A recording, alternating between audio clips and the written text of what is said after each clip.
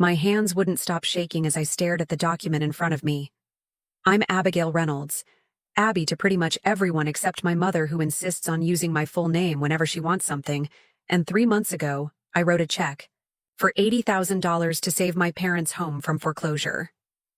3 months ago, I emptied the savings account I'd been building for 7 years to keep a roof over their heads. 3 months ago, I believed that family meant something. The paper trembled between my fingers as a wave of nausea washed over me. The fresh ink on this new will couldn't have been more than a few weeks old. And right there in black and white was the proof that despite everything I'd sacrificed, I no longer existed in my parents' eyes. At least, not when it came to their estate. My phone buzzed again on the desk beside me, my mother's voice from the earlier voicemail still ringing in my ears. "Abigail, darling, I need another small favor when you have a moment." Small favor. That's what she always called them, whether it was $5 or $5,000. I'd spent my entire 35 years trying to be the perfect daughter, giving and giving until there was almost nothing left to give. But this betrayal was different. This crossed a line I couldn't ignore. The phone lit up again with her name, her 5th call in the past hour. I let it ring, my eyes still fixed on the document that made it crystal clear where I stood in my parents' lives. After everything I've sacrificed, I couldn't believe what I was seeing. My own parents had written me out of their will entirely. Just weeks after I'd emptied my savings to save their home. I grew up in a modest middle-class home in suburban Boston, where life seemed normal enough on the surface. My father, Thomas, worked as an accountant at a mid-sized firm, meticulously tracking every dollar that came in and out of our household. My mother, Eleanor, taught part-time at the local elementary school, always quick to remind me how she'd sacrificed her career to raise me and my younger brother Connor. From my earliest memories, their love felt conditional. Praise came only with perfect performance, and anything less was met with disappointment they made no effort to hide. When I was 8, I brought home a report card with straight A's, only to have my father ask why I hadn't done the extra credit assignments that could have given me A+ marks. In 6th grade, I won 2nd place in the science fair, and instead of congratulations, my mother wondered aloud why I couldn't have been more like the Peterson girl who took first. "You didn't stay up late enough working on it," she said, though I'd been up past midnight for a week straight. They constantly compared me to my cousins, to neighborhood children, to anyone who excelled in areas where I might have fallen short. I learned quickly that the path to their approval was through achievement and compliance, developing people-pleasing tendencies that would define most of my relationships later in life. By high school, I was a model student, debate team captain, honor society, volunteer work, yet each accomplishment was either minimized or somehow attributed to their guidance. "Well, you got your analytical mind from your father," my mother would tell relatives, or, "It's because we pushed her to apply herself." When college application time came, the first real conflict erupted when they insisted I pursue business like my father. I had my heart set on psychology and had secretly applied for a scholarship program that would cover most of my tuition. When I announced I'd not only been accepted, but had secured financial aid, instead of pride, their reaction was subtle punishment, downplaying my achievement and questioning if psychology was practical enough. Those 4 years in college were a constant financial struggle as I worked 3 part-time jobs simultaneously: waitressing, campus tutoring, and weekend retail, while my parents, who certainly had the means to help, refused on principle that I needed to learn financial responsibility since I'd chosen my own path. On graduation day, as I stood with my magna cum laude honors, my mother's first comment was about a small stain on my graduation gown. Moving to Chicago for my first real job felt like breathing fresh air for the first time. The distance gave me perspective as I built my career at a marketing firm, quickly advancing because of the work ethic and perfectionism I'd developed under my parents' critical eye. Yet even my career successes became theirs in family conversations. "We always knew she had it in her, that's why we pushed her so hard." As if my achievements were returns on their investment rather than the result of my own efforts. My first serious relationship with David fell apart partly because of their interference. During every visit home, they would question if he was ambitious enough, or suggest he seemed unreliable, despite having no real evidence. After our breakup, my mother had the audacity to say, "I told you he wasn't good enough for you." conveniently, forgetting how their constant criticisms had created tension between us. By 26, I was succeeding professionally, but still seeking their approval in ways that embarrassed me to admit. When I was promoted to team leader, my father's response was, "Marketing isn't accounting, but I suppose it's respectable enough." That casual dismissal of my career, despite my growing client list and salary, was the first real micro-trauma that made me question our relationship, though I quickly buried those doubts under years of conditioning. The call came on a Tuesday evening when I was 28.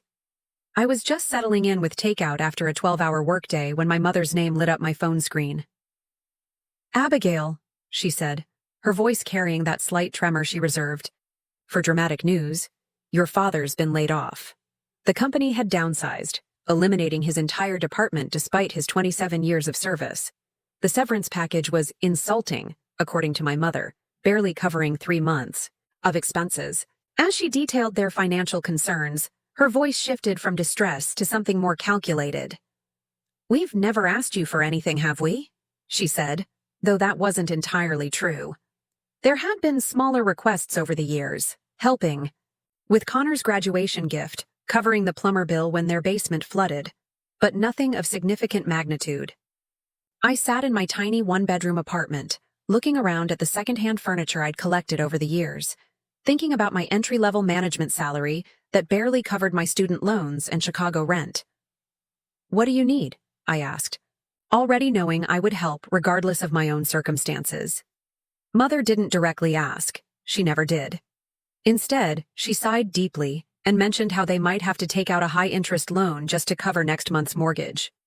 "I hate to even mention it to you, sweetheart, but we're just not sure what to do." By the end of the call, I had offered to send $5,200, the entirety of my emergency fund I'd been building for the past 2 years. I transferred the money immediately, listening to their effusive gratitude and promises of repayment. As soon as Dad finds something new. My mother even suggested a timeline. "Probably within 2 or 3 months you'll have it all back with interest." That night, I reworked my budget, canceling the vacation I'd planned with my college friends and taking on additional freelance projects that would keep me working weekends for the next 6 months. My father found a new position within 8 weeks, slightly lower pay but stable. When I visited a month later, I noticed their brand new 65-inch television mounted on the living room wall. "Great deal," my father commented when he caught me staring at it. "Couldn't pass it up." I waited through dinner for some mention of the money I'd sent, but the subject never arose. Finally, as we washed dishes, I carefully mentioned, "So things must be getting back to normal financially now that Dad's working again?" My mother's face tightened almost imperceptibly before she launched into a detailed explanation of how expensive Cobra health insurance had been and how many bills had accumulated during my father's unemployment. "We're still playing catch-up," she said, patting my hand, "but we haven't forgotten what you did for us." That winter, I watched them give my nephew a gaming system that cost nearly $1,000, while my repayment remained unmentioned. I began to understand I would never see that money again, but I justified it to myself. They had raised me, put a roof over my head for 18 years, supported my education, though they hadn't, not really. When I confided in my best friend, Sophia, about the situation, her immediate response was concern. "Abby, that sounds like they're taking advantage of your generosity." I defended them reflexively, explaining their difficult circumstances, even as a hollow feeling grew in my stomach. "They're my parents," I told her. "They'd do the same for me." But even as I said it, I wasn't sure that was true. This marked the second micro-trauma, the realization that my financial help wasn't seen as a loan to be repaid, but as an obligation I owed them simply for being their daughter. By 30, I had advanced to a senior position at my firm, finally moving to a better apartment with actual closet space and a kitchen where more than one person could stand. I had set clear financial goals: build my emergency fund back up, start investing in my 401k, and save for an eventual home down payment. Then came the announcement that my parents were remodeling their kitchen. Nothing fancy, just updating the essentials, which somehow required granite countertops and custom cabinetry. 2 months later, my father's car broke down, requiring immediate replacement of the transmission, a $3,000 repair they couldn't manage because the kitchen renovation had gone over budget. This is absolutely the last time we'll ask, my mother promised as I arranged another bank transfer. Your father and I are so embarrassed to keep coming to you like this. That same year, when my brother Connor graduated from his master's program, my parents gifted him a brand new MacBook Pro. When I asked how they could afford such an expensive present after needing my help for car repairs, my mother simply said, "We've been saving for his graduation for a long time." As if that explained everything. Then came the credit card. Just as a backup for emergencies, my mother insisted, asking me to co-sign on a new account since their credit had been damaged during Dad's unemployment period. Against my better judgment, I agreed, with the strict understanding it would only be used in true emergencies. 3 months later, I discovered unauthorized purchases. Designer clothing, a weekend at a lakeside resort, dining at expensive restaurants. When I confronted them, their response was a masterclass in manipulation. "After everything we've done for you, you're monitoring our spending like we're children?" my mother said, her voice quivering with practiced indignation. "We raised you. Better than to be so selfish." At a family dinner shortly after, my father joked to extended family about how I was the family ATM with no withdrawal limits, eliciting laughter while I sat mortified at having my generosity simultaneously exploited and minimized. My resentment grew, battling constantly with the deep-seated sense of obligation they had cultivated in me since childhood. When Connor showed up in a new car clearly financed by our parents while I was still waiting for repayment of multiple loans, the contrast in how we were treated became impossible to ignore. It was around this time I met Michael, a software engineer whose family dynamic was so different from mine that he immediately questioned patterns I had long accepted as normal. "Why are you always the one giving and they're always taking?" he asked after hearing about yet another financial request. I defended my parents reflexively, but his questions planted seeds of doubt I couldn't easily dismiss. Then came my mother's health scare, vague symptoms that required expensive tests not covered by insurance. I sent $2,500 for medical bills, only to discover months later through an accidental comment from Connor that the money had actually funded a family vacation to Florida, one I hadn't been invited to because we knew how busy you were with work. The pattern was undeniable. My financial success had become a resource they felt entitled to, even as they continued to provide emotional and material support to my brother.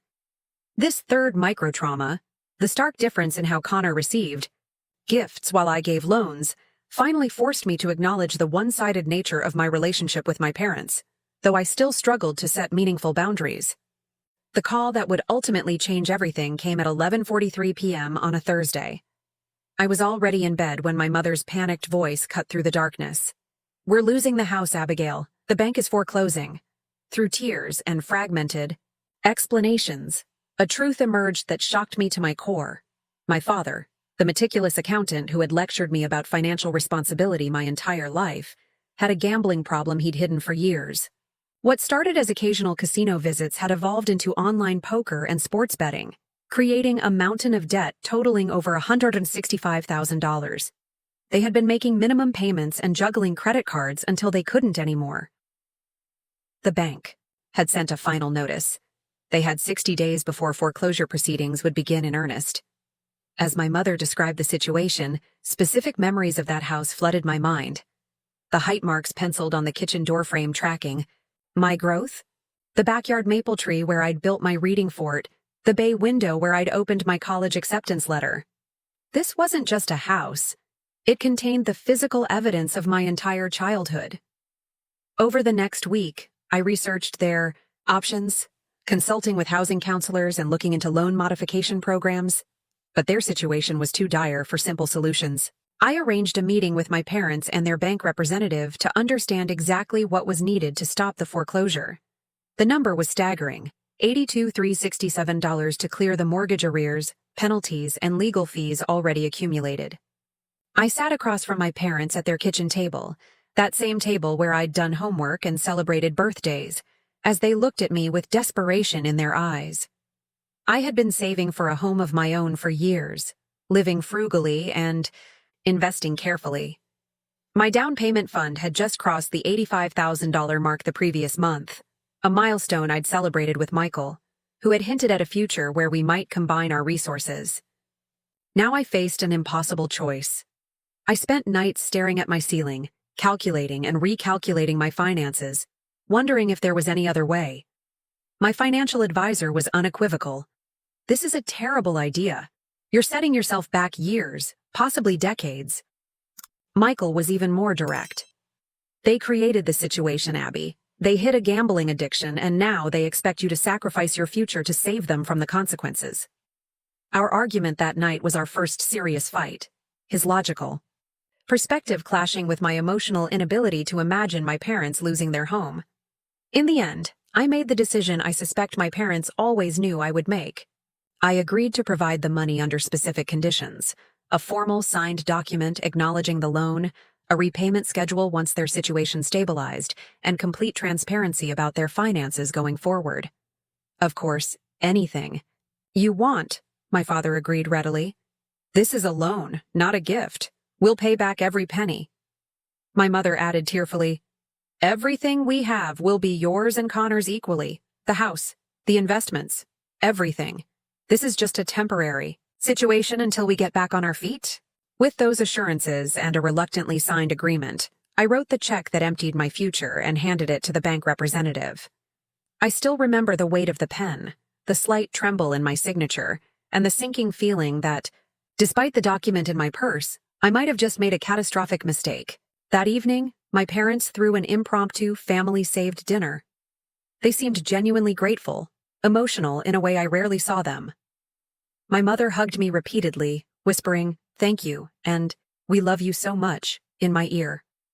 My father, not typically demonstrative, kept squeezing my shoulder and calling me his rock. For a brief moment, I thought perhaps this crisis had fundamentally changed our relationship. That the sacrifice had purchased not just their home, but a new appreciation for our bond. That illusion lasted barely 2 weeks. When I called to check on them and casually mentioned setting up the automatic transfers we'd discussed for the repayment plan, my father became vague and redirected the conversation. Subsequent calls went to voicemail, texts received brief, non-committal responses. When I finally did reach them, they spoke as if our agreement was a distant, flexible suggestion rather than the firm condition upon which I'd given them my entire financial future. This fourth microtrauma, their immediate return to taking my sacrifice for granted, should have prepared me for what was coming, but nothing could have prepared me for what I would discover just months later. 6 months after saving my parents' home, I stopped by their house to help them organize documents for tax season.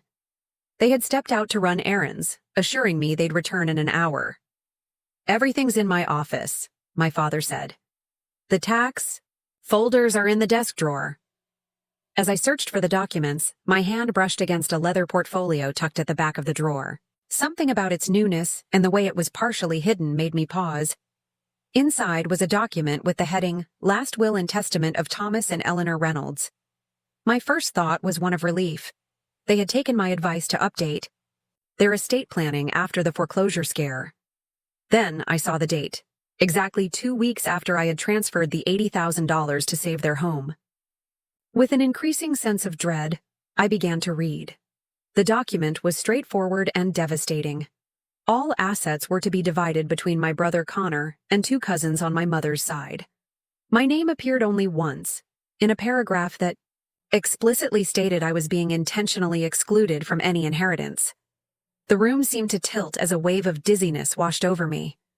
My heart raced so fast I could feel it pulsing in my fingertips. I sat in my father's office chair, the will in my lap, for 3 full hours until I heard their car in the driveway. When they walked in to find me holding the document, my mother's hand flew to her throat. "You weren't supposed to see that," she said, which was perhaps the most honest statement she'd made to me in years. "What is this?" I asked, my voice hardly recognizable to my own ears. "Why would you do this right after I gave you everything I had?" My father immediately shifted into his accountant persona, cold and businesslike. "Our estate planning is private, Abigail. You had no right to go through my personal papers."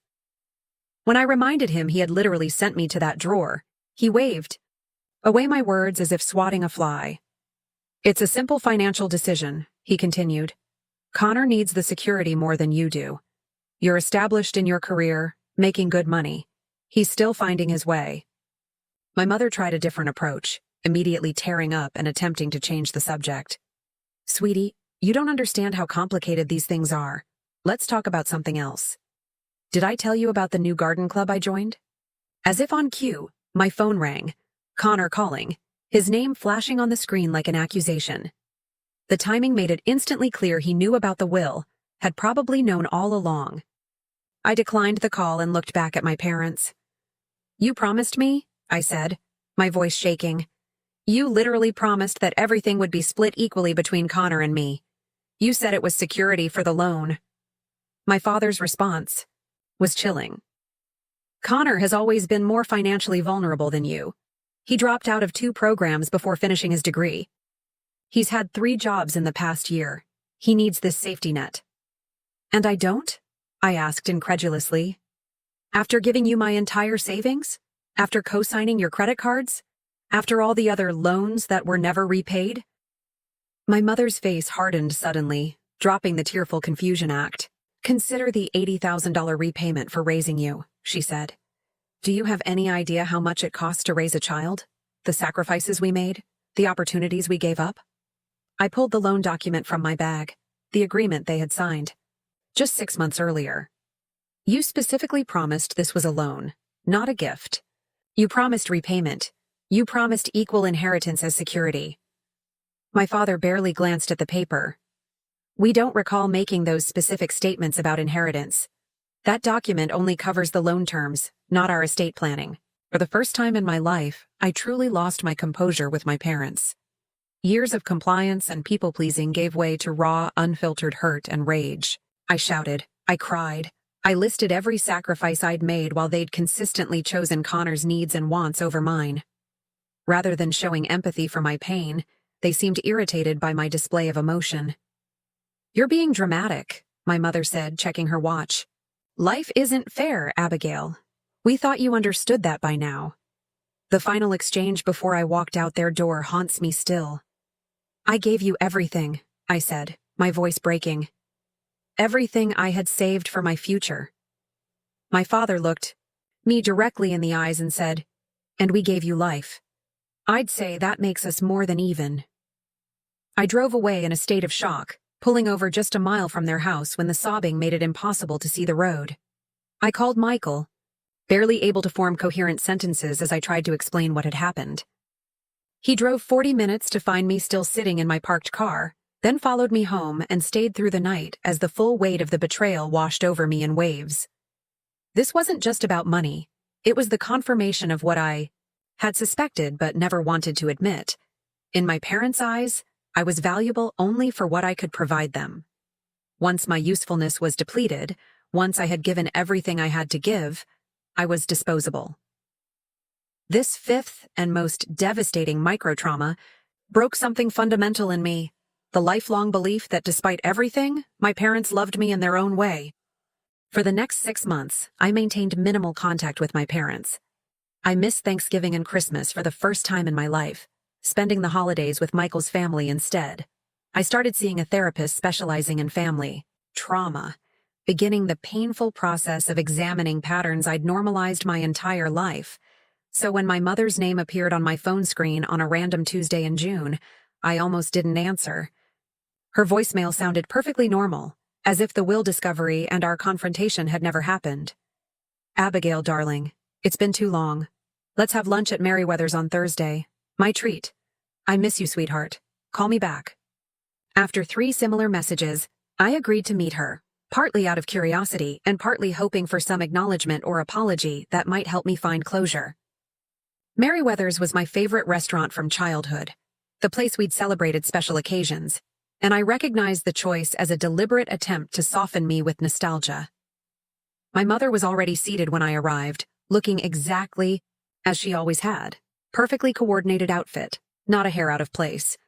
She stood to embrace me as if the past 6 months of estrangement had been a minor scheduling conflict, rather than a devastating betrayal. You look thin, she observed, her standard greeting. Are you eating properly? The first 30 minutes unfolded with practiced normalcy. She updated me on neighborhood gossip, asked superficial questions about my work, and mentioned recent renovations to their master bathroom. Not once did she reference our last encounter or my absence from family gatherings. As our entrees arrived, she casually steered the conversation toward family matters. Connor has been doing so well lately, she mentioned, cutting her salmon into precise bites. He's finally found his passion. I made a non-committal noise, waiting for whatever was coming next. Connor's passions had historically been short-lived and expensive. He's starting his own business, she continued, dabbing her lips with her napkin. A tech startup with incredible potential. His business partner has experience in the field, and they've already got interest from several investors. As she detailed Connor's venture, I recognized the familiar rhythm of her approach. Establish the importance of the situation, emphasize the opportunity, then introduce the small favor needed to make it happen. They need seed money to secure. Their first client? She finally said, reaching across the table to touch my hand. Just $35,000 to get everything up and running. Your father and I would provide it ourselves, but after the mortgage situation last year, she let the sentence hang, as if I needed reminding of the financial crisis I had personally resolved. I sat in stunned silence, trying to process the audacity of the request. After writing me out of their will, after breaking every promise about repaying the $80,000 I had given them, she was asking for more money. Family helps family, she added when I didn't immediately respond. Connor would do the same for you if the situations were reversed. That pushed me over the edge. Would he? I asked quietly. Would he empty his savings for me the way I did? For you and Dad? Would he give up his future to secure mine? My mother's expression tightened. That's different. Connor hasn't been as fortunate as you in his career. And what about the will? I asked directly. What about writing me out of your estate just weeks after I gave you everything I had? She waved dismissively, as if I'd brought up a minor disagreement rather than a profound betrayal. That's completely different. Estate planning has nothing to do with helping your brother with a business opportunity. It has everything to do with it, I countered. You promised the $80,000 was a loan. You promised I would share equally in your estate as security for that loan. Then you deliberately excluded me while keeping every penny I gave you. Her face changed then, the pleasant mask dropping completely. You're being selfish, Abigail. After everything we've done for you? What exactly have you done for me? I interrupted, surprising both of us. I worked through college without your support. I built my career without your help. I've given you tens of thousands of dollars that were never repaid. What exactly am I being ungrateful for? Her response was delivered with cold precision. We gave you life, Abigail. You owe us everything. That's how family works. In that moment, something crystallized for me. A clarity I had been working toward in therapy, but hadn't fully grasped until hearing those words. My relationship with my parents had never been an exchange of love and support. It had been a one-way extraction of resources, emotional and financial. No, I said calmly, surprised by the steadiness in my voice. That's not how healthy families work. I won't be giving Connor or you any more money, and until you acknowledge what you've done and make genuine efforts to repair our relationship, including repaying what you owe me, I won't be available to you. I expected anger, but what happened next was worse. My mother's face crumpled as she launched into a public performance of maternal heartbreak. After everything I've sacrificed for you, she wailed loudly enough for nearby tables to hear. This is how you repay a mother's love? By abandoning your family when they need you? I placed enough cash on the table to cover both our meals and walked out, her tearful accusations following me through the restaurant. By the time I reached my car, my phone was already buzzing with text messages. How could you embarrass me like that? Your father will be devastated. Connor is counting on you. Is this how we raised you to behave? Over the next week, the pressure campaign intensified. My father left stern voicemails questioning my moral character. Extended family members I barely spoke to sent messages expressing concern about my abandonment of my parents in their time of need. Even Connor called, confused and angry, having been told I refused to help him out of spite rather than because of the will situation, which apparently my parents had never mentioned to him. This sixth microtrauma, my mother's audacity in asking for more after such profound betrayal, became the catalyst for the most difficult and ultimately most transformative period of my life. For the first time in my professional life, I called in sick without actually being ill. The emotional aftermath of my mother's lunch ambush left me unable to function. I spent 3 days in my apartment, blinds drawn, alternating between crying, jags, and periods of numb dissociation. Michael stopped by each evening, bringing food I couldn't eat and offering comfort I couldn't fully receive. As supportive as he was, I found myself pushing him away, retreating into a protective shell where no one could hurt me further. "I don't understand why you're still letting them affect you this way," he said one night, frustration edging into his voice. "They've shown you who they are repeatedly. Why can't you just accept it and move on?" His question, though born of concern, triggered a defensive response in me. "You don't understand what it's like," I snapped. "They're my parents. I can't just turn off 35 years of conditioning because it would be more convenient for you."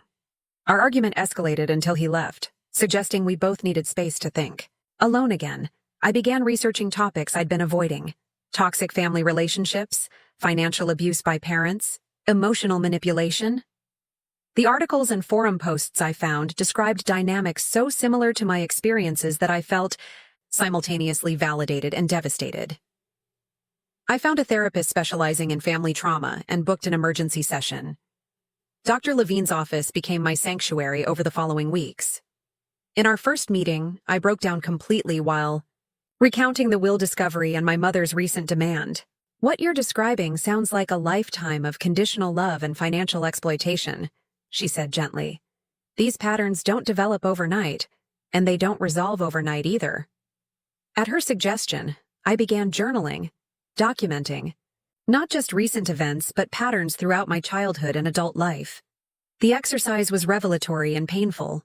I calculated the total amount I had given my parents over the years, $97,150 that I could definitively account for, potentially more in smaller amounts I couldn't specifically recall. The weight of these revelations began affecting every aspect of my life. My work performance suffered as I struggled to concentrate. I developed insomnia, sometimes going days with only a few hours of fragmented sleep. Anxiety attacks became frequent, triggered by phone calls, family photos, even seeing parents with children in public places. When Michael suggested taking a break from our relationship until I was in a healthier place, I didn't have the emotional energy to fight for us. The rock bottom moment came 3 weeks after our separation, when a panic attack so severe I thought I was having a heart attack left me curled on my bathroom floor at 2 a.m. with no one to call for help. As I lay there, waiting for the tightness in my chest to subside, my phone rang with Connor's number. I answered without thinking, only to be met with an angry tirade about how I was destroying our family with my selfishness and bizarre behavior. I didn't defend myself, didn't try to explain. I simply disconnected the call and blocked his number, the first boundary-setting action that would eventually lead to my recovery. The following weeks brought breakthrough therapy sessions as Dr. Levine helped me identify the manipulation tactics my parents had used throughout my life. "They installed very specific buttons in you from childhood," she explained. "Guilt, obligation, fear of abandonment, and they know exactly how to push those buttons when they want something from you." Through her recommendation, I reconnected with a college friend who had experienced similar family dynamics. Lisa's perspective was invaluable. She was 5 years further along in setting boundaries with her own manipulative parents. "It gets easier," she promised over coffee. "The guilt never completely goes away, but it gets quieter." I began tentative steps toward reclaiming my life. I temporarily blocked my parents' numbers to give myself space to think without their constant pressure. I spent a weekend at a lake house rental, practicing basic self-care that had fallen by the wayside, sleeping, eating regular meals, walking in nature. The morning of the second day, as I watched the sunrise over the water, I experienced a moment of clarity that felt almost physical in its intensity. I had spent my entire life trying to earn love that should have been freely given. I had believed that if I just gave enough, sacrificed enough, achieved enough, my parents would finally see me as worthy. But their capacity to take was limitless, and no sacrifice would ever be sufficient. That evening, I called Michael. Our conversation was honest in a way we had never managed before. I explained my family history not as excuses but as context for my patterns and reactions. I'm learning to set boundaries, I told him. I can't promise I'll never struggle with this again, but I'm doing the work to break these patterns. His response was measured. I love you, Abby, but I need you to maintain those boundaries with your family if we're going to have a future together. I can't watch you destroy yourself trying to please people who will never be satisfied. I joined a support group for adults with manipulative parents, sitting quietly through the first meeting, amazed at how familiar everyone's stories sounded.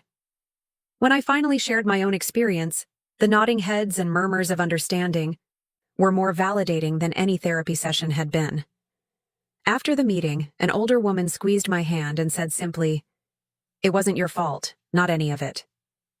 That night, I wrote in my journal the sentence that would become my mantra through the healing process: I deserve better than this. I began each morning with a new ritual, looking in the mirror and stating, my worth is not determined by what I give to others. Small and perhaps silly, but it helped reorient my thinking after a lifetime of measuring my value through others. Approval.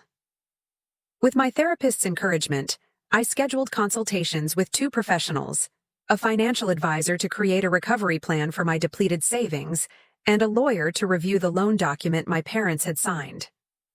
The financial advisor was brutally honest. Recovering from this setback will take years, not months. But it's absolutely possible with discipline and boundaries. The lawyer confirmed what I had suspected. The document was legally binding, but enforcement would be costly and emotionally draining. Before jumping into litigation, she advised, consider a formal demand letter outlining repayment terms. Sometimes clear boundaries with consequences are enough to prompt action. I spent days deliberating my options. I could pursue legal action, potentially winning a judgment, but destroying any possibility of reconciliation. I could write off the money entirely as a painful lesson and cut all contact. Or I could attempt a middle path, formal boundaries with clear expectations for how a relationship might be rebuilt. After careful consideration, I drafted a detailed email to my parents with 3 key components: a formal request for repayment according to the terms of our agreement, a complete accounting of all financial assistance I had provided over the years with documentation and clear conditions for any future relationship. I am open to rebuilding our relationship, I wrote in conclusion, but only on the foundation of mutual respect and accountability. This requires acknowledgement of the patterns that have damaged our bond and concrete steps toward change, beginning with honoring your financial obligations to me. Their response was immediate and predictable. A barrage of calls I didn't answer, emotional voicemails and texts alternating between guilt-inducing pleas and thinly veiled threats. I maintained my boundary. I am willing to discuss this further, but only in writing until we establish a pattern of respectful communication. My father's reply revealed how accustomed they were to controlling me through emotional manipulation. If you continue this disrespectful behavior, refusing to even speak to your own parents, you'll damage your reputation in the family permanently. Is that what you want? I responded simply, what I want is for the agreement we made to be honored. This isn't about respect or disrespect. It's about accountability. Meanwhile, Connor reached out, his tone markedly different from our last interaction. I'm confused about what's happening, he admitted. Mom and Dad are saying one thing, but it doesn't match what you told me before. Can we talk? We met at a neutral coffee shop where I showed him the loan document, the will, and the timeline of events. His shock seemed genuine. They told me, you were having some kind of breakdown, he said, staring at the papers. They said you were making unreasonable demands because you're jealous of my startup opportunity. For the first time, I saw my brother as another victim of my parents' manipulations, albeit one who had benefited from them at my expense. I'm not asking for anything that wasn't promised to me, I explained. And I'm not trying to hurt you. Or them. I'm just finally standing up for myself. As I maintained my position, my parents' tactics evolved. When anger and guilt failed, they moved to rallying the extended family against me. Aunts, uncles, and cousins reached out, concerned about the terrible misunderstanding, and urging me to forgive and forget for the sake of family harmony. To each, I responded with calm, factual explanations, neither defending nor attacking, simply stating the reality of what had occurred. Some were sympathetic once they heard my side. Others chose to believe my parents' version regardless. I found, somewhat surprisingly, that their opinions mattered less to me than they once would have. The wave of family pressure eventually subsided, as it became clear I would not be easily moved from my position. My parents' approach shifted again, from anger to bargaining. My father sent an email proposing a modified repayment plan with significantly reduced monthly amounts and a request to put this unpleasantness behind us. I declined, reiterating the original terms we had agreed upon. I focused my energy on rebuilding my savings, my career, and my relationship with Michael, which had gradually strengthened through honest conversations about boundaries and support. After 2 months of back-and-forth negotiations conducted entirely in writing, I received a certified letter from my parents agreeing to a repayment plan, with a significant condition. We expect this agreement will result in the immediate resumption of normal family relations, including regular visits and holiday gatherings. I responded with a counteroffer. I appreciate your willingness to address the financial aspect of our situation. However, rebuilding our relationship requires more than financial restitution. It requires acknowledgement of the patterns that led us here, and a commitment to healthier interactions going forward. I propose beginning with limited contact on neutral terms while we establish new patterns of respect and boundaries. Their reluctant agreement came 3 weeks later, along with the first repayment check, a small amount, but symbolic in its significance. That evening, Michael and I had dinner with Sophia and her husband, my first genuine celebration in over a year. To boundaries, Sophia toasted, raising her glass, and to finally enforcing them. As we discussed the future, I realized I needed to decide what level of contact I was willing to maintain with my parents going forward. Complete estrangement wasn't my goal, but neither was returning to the unhealthy dynamic that had defined our relationship for decades. The money isn't really the point anymore, I told Michael as we walked home. It's about establishing that I have value beyond what I can give them, that I deserve basic respect and consideration. His hand tightened around mine. That's something worth fighting for. 1 year after discovering my parents' betrayal, Michael and I moved into our first home together, a modest townhouse with a garden terrace and space for a home office. Though significantly smaller than what I might have purchased had my savings remained intact, it represented an important milestone in my recovery.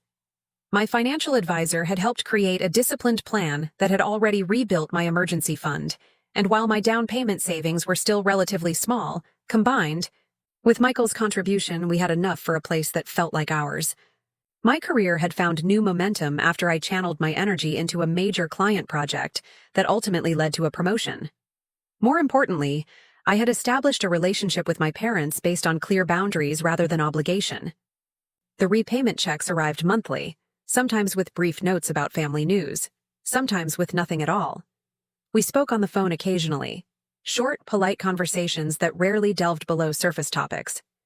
I declined most invitations to family gatherings, choosing instead to build new traditions with Michael, Sophia, and friends who had supported me through the darkest period.